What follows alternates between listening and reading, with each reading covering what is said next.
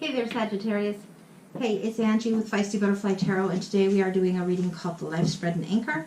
This is for early November for the sign of Sagittarius. Take what resonates, leave the rest, check your moon sign if you want. It's a really interesting read that goes over lots of facets of your life, and hopefully it'll be fun for you, give you a little bit of insight, and be a little helpful too. All right, let's take a look.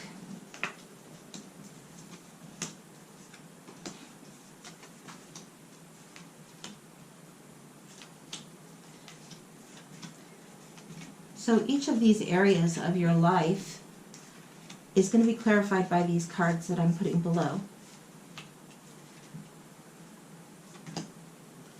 So we'll look at 3 different aspects of this playing into it. And then we're going to anchor it down. This is a full deck, and then this is a separate deck that's just the majors of that second deck.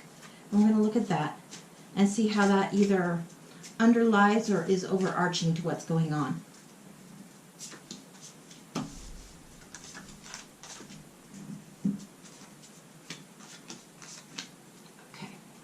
All right, so what we've got going on here, this is personal, this is family, this is work, this is love, and this is future.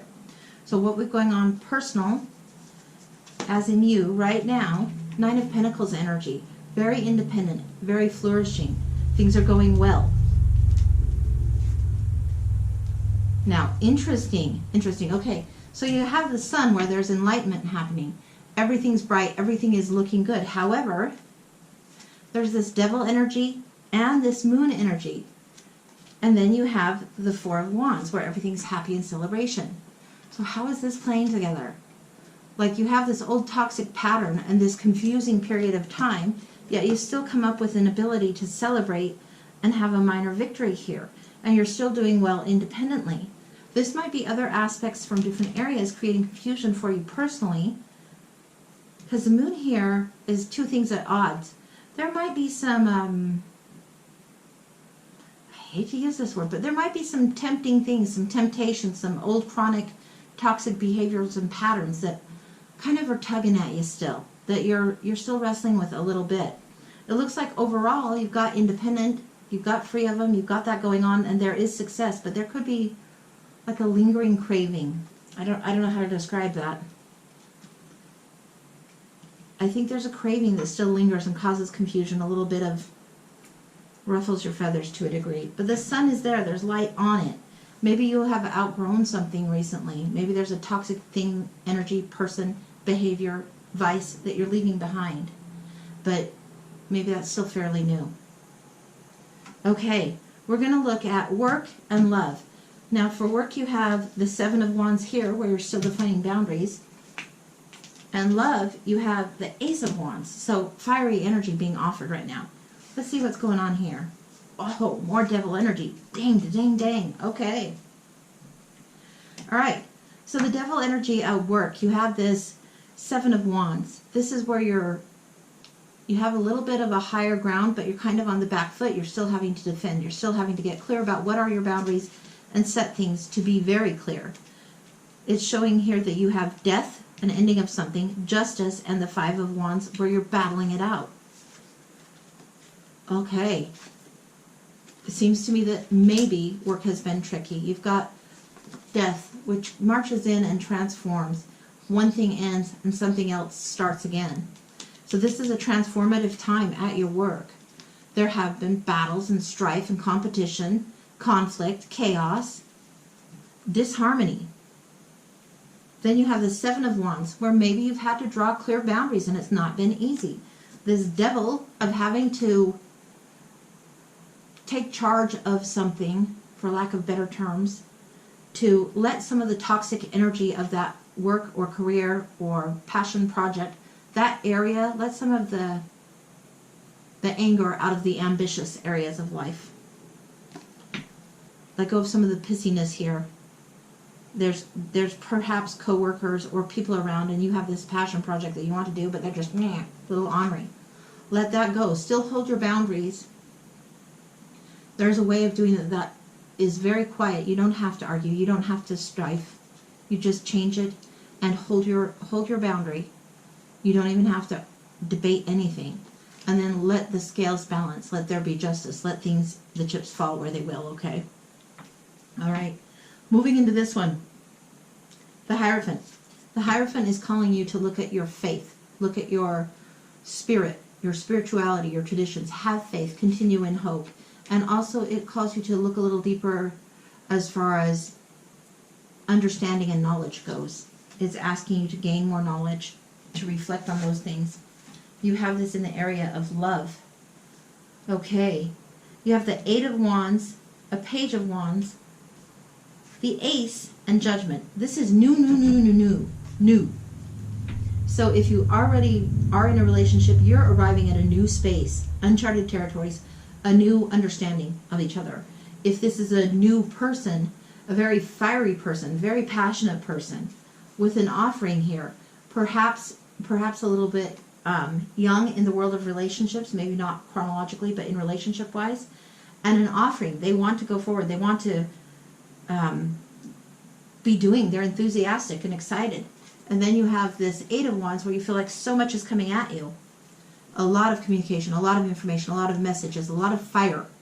A lot of fire in this. And then you have Judgment. And Judgment is saying, be in your higher self. It's a rising. It's a second chance.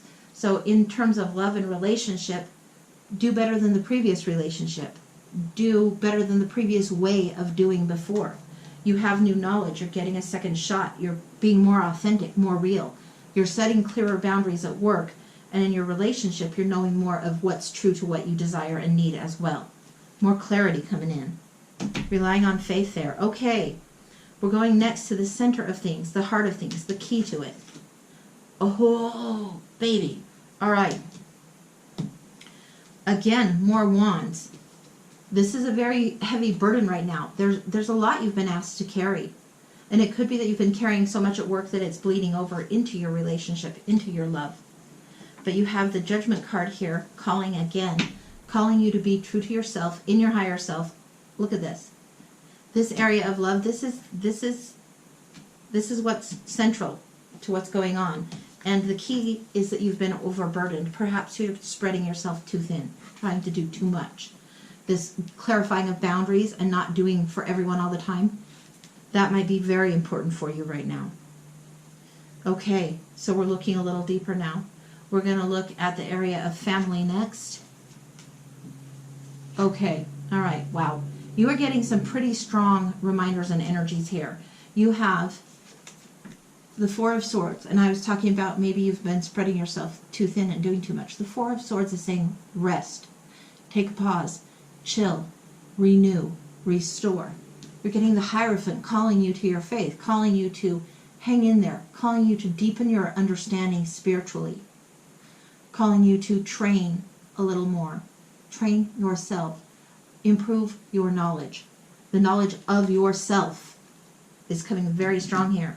This is to do with love. This is the center thing added. I mean, come on, folks. All right. And then here you have the Four of Swords, the Nine of Swords, and the Queen of Wands. Your family needs, for your family life, for your work and your love and your family life to balance, you need to take this rest and renewal time. The Nine of Swords is what's this undercurrent where you're still feeling this stressfulness. It sometimes is, people think it's anxiety, stress, sleepless nights, heartache, sorrow, work, not being able to get off the hamster wheel and let things go. I also like to think of 9 as the rude awakening card. It's like the epiphany. It's the, aha, okay, that's what that is. So she's had all these swords that they're orderly. She's able to wake. She's not completely freaked out. If you see in this image, she's awake and she's thinking. It's not complete sorrow and grief. It's a recognition. And in this one, you even see over here, there's an owl of wisdom. So all the chaos that's been swirling, all this mental energy, perhaps at work, perhaps at relationship, has required a rest. And once you get that time to just sort through your spirit and rest, then this anxiety will be able to be let go, and you'll have the aha moment come to you. You'll be able to sleep. You'll be able to rest. That's really, really important for your spirit right now. You have the Queen of Wands here. This is a fiery, fiery nature, a fiery energy overall. And this is a lot of passion, a lot of desire and ambition. You want to move forward. You want to create. You like working. You like challenge. You like to burn bright and shine and sparkle, and there's nothing wrong with that. Don't burn yourself out by pushing too hard. That's what I say to you. All right. The Wish card. The Wish card, you want some time alone. You need to get yourself sorted out. The wish is that you can sort yourself out, have a little solitude, a little greater understanding, a greater viewpoint. The hermit goes up high in the mountains on his own, takes the time, gets himself together, and has a fresh look on things again, and more knowledge and more wisdom. You're looking for that light. You really are looking for that light. You're looking for that higher self that you want to be in alignment with. You're looking for rest. You need to be able to lay some of this down and have that and that aha and the ease that comes with that. You're looking for that. You're on track doing it. You just have a few pains in the butt going on. Pains in the butt at work. Maybe undercurrents, maybe things that are left behind, ways of doing people, relationships, vices, whatever, left behind. You really are moving towards this, but it feels like a little bit confusing. It feels a little far off. It's maybe not as far off as you think. Okay, the future, near future, far future, the future in general. This is the immediate future. Immediate future says High Priestess. High Priestess is the other side of the Hierophant, really. So the Pope and the Popess. The High Priestess says, look internally. The High Priestess also connected to the Hermit to me very, very strongly. Both very much about seeking your own inner knowing, your intuition, your knowledge. The Hermit goes up high, takes himself out of the equation for a moment or two to get the information. The High Priestess settles down, stays put, is calm, and lets the knowledge or the mystery unfold. And she doesn't give up any of these mysteries easily. This is something that's a known thing and a remembered thing, a known to the bone truth kind of a thing. So in the future, that known to the bone truth is going to have to come up. It's going to have to burble up, and aha is going to have to happen. And it'll be so great when it does. It really will be great. Because here you have the future where you have the Eight of Coins, mastery, doing your work, enjoying your work, having a craftsmanship that the skill is polished and shining and looking good and you're feeling proficient. And then you have the Six of Wands where it's a journeying. It could be a literal journey, but you're leaving the smooth waters, or excuse me, the rough waters for the smooth waters. So it could be just a journeying of the mind, of the spirit, of the soul, or it could be actually a literal journey. This is the Three of Wands. You're wanting expansion. You're waiting for ships to come in. You're waiting for the things you sent out to come back. You're waiting for this progress to be happening and more evident. And then the Three of Pentacles.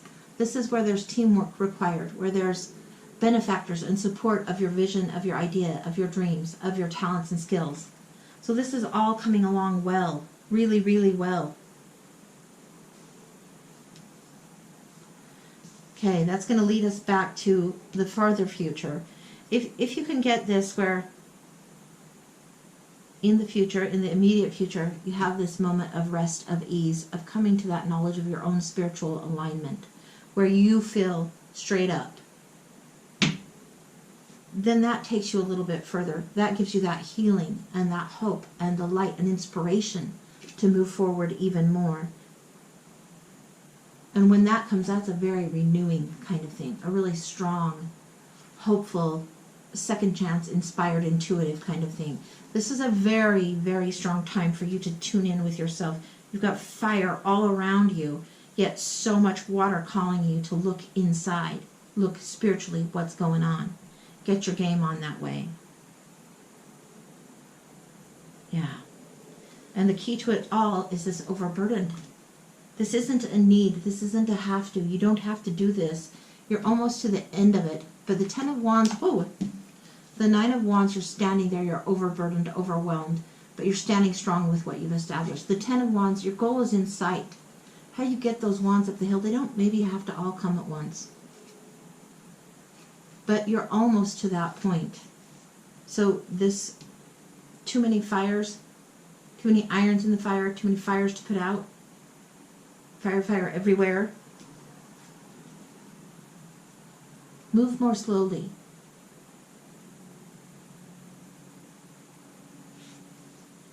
Move more slowly. Settle down. Try and be calm. You don't know all the answers, of course not yet. But there is victories happening for sure. For sure. I wouldn't stress on this. Things are going to get good. You have that internal fire that's about your work and family and how that blends together and how that meshes together, how that gels. You have that in your nature. You have that knowledge there. There's no weakly aspected thing here at all.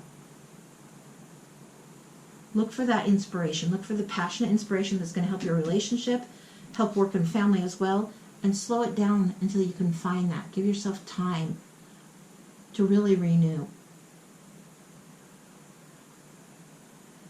Okay, that's what I've got for you. I hope it's helpful. Like, subscribe, comment, please. Tell me what's going on. I would love to know. All right, that's what I have for you. Take care, guys. Have a good one. Come and see me again. Bye-bye.